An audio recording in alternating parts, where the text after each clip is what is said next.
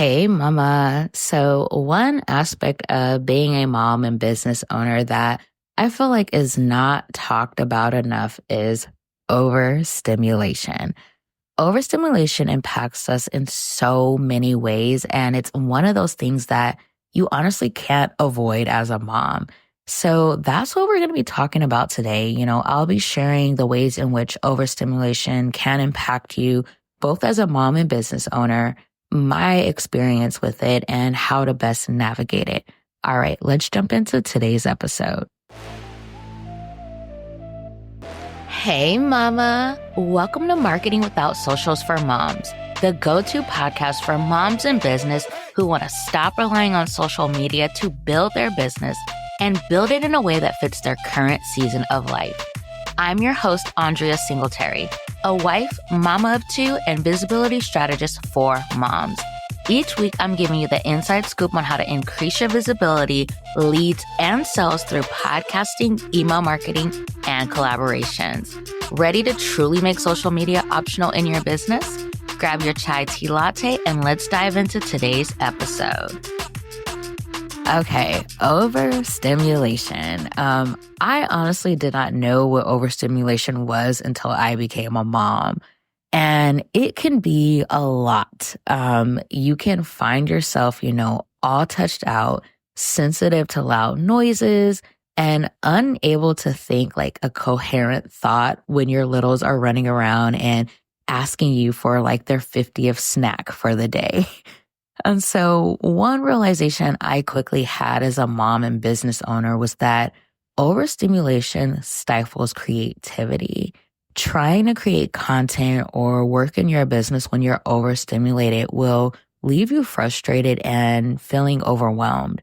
I used to think that there was literally something wrong with me or that I wasn't good at certain aspects of running my business when the reality was that I was trying to tap into my creative side when I was overstimulated.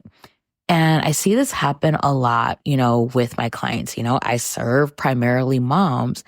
And, I once had a client who she was scripting her podcast episodes and she wanted my feedback on them. And so there was one episode she had scripted that sounded way different from the others. Like it didn't really sound like her. And it wasn't like really clear what was going on with that episode. And so when I asked her, what was happening when she scripted it, she said that her kids were running around and screaming while she was working on it. And so, yeah, overstimulation really can impact you that much. Like, it's not that you're bad at creating content. It's not that you're, bad at these different things. Is 9 times out of 10, you are overstimulated and you're not really able to think clearly. You're not really able to get into that creative flow. Now, the other aspect of overstimulation that's not talked about enough is how your patience is much shorter and it's easier to find yourself feeling really frustrated and overwhelmed. And so what do? You can't necessarily create a plan that helps you avoid overstimulation. Like, yes, you could get, noise canceling headphones, but I'm gonna be real. Like my kids are 4 and 2. They are very rough with each other. And so I really can't just tune it out, so to speak. Like, yes, there are things that I can try to do to get them to calm down, help them work their wiggles out, which having the trampoline and the sensory spinning chair has been super helpful, but I still get overstimulated. I still get touched out and everything like that. And so here are a few ways that I have found to be helpful navigating being a mom and business owner while navigating overstimulation. So the first thing is I don't create content when I'm overstimulated. I either wait until later in the evening after I've had like my bubble bath and I've relaxed and the kids are asleep, or I do it first thing in the morning when the kids wake up.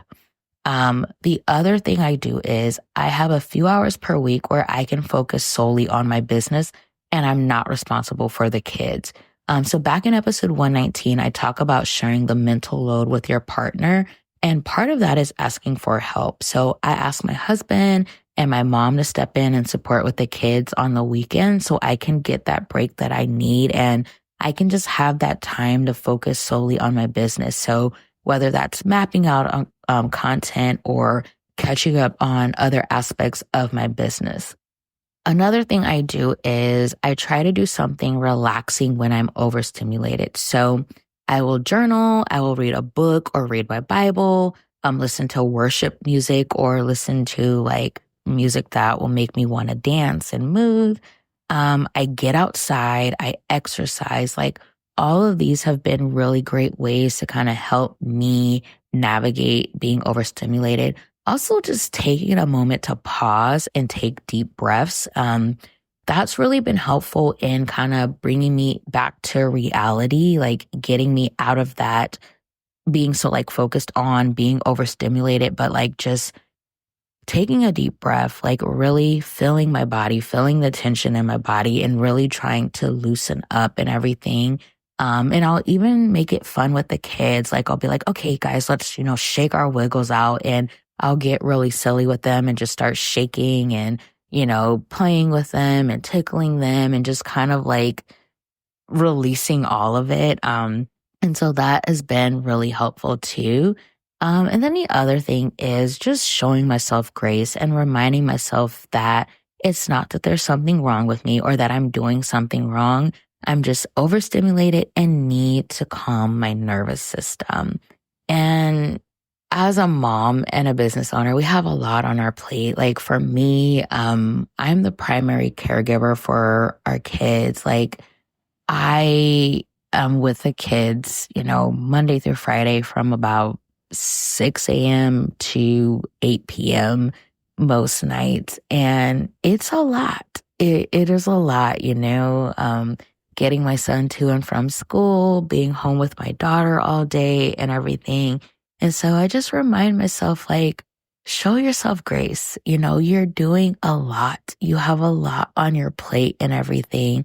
But also just reminding myself that the kids, they're little. They don't know. Like, they're still learning and growing. And so I do find ways to kind of like teach them about like boundaries and different things like that. And even, letting them know, like, what, mommy's really touched out right now.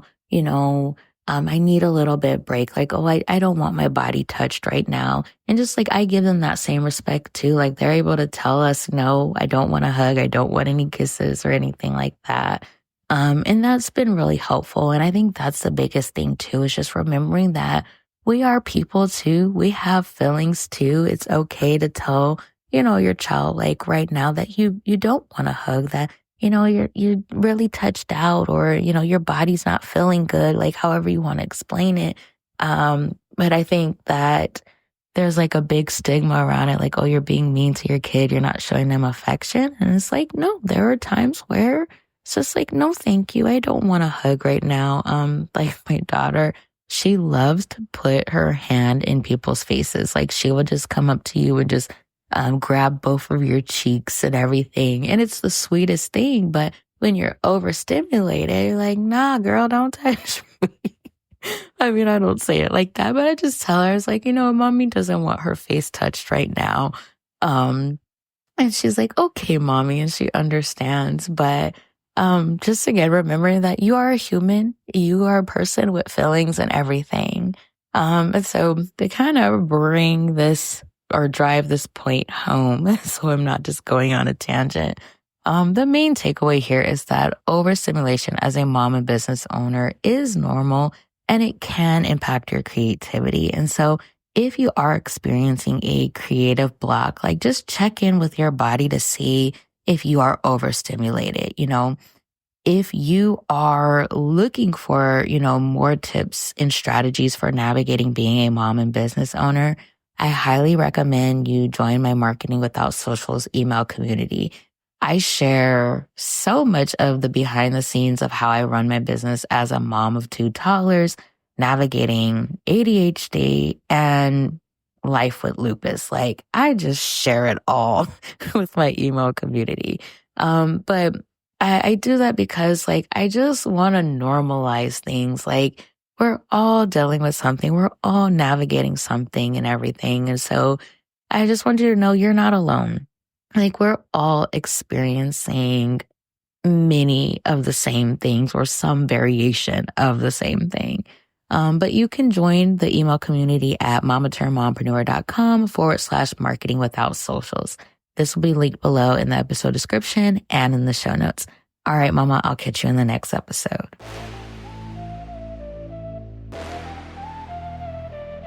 Hey, Mama. Thank you so much for taking time out of your busy day to hang with me.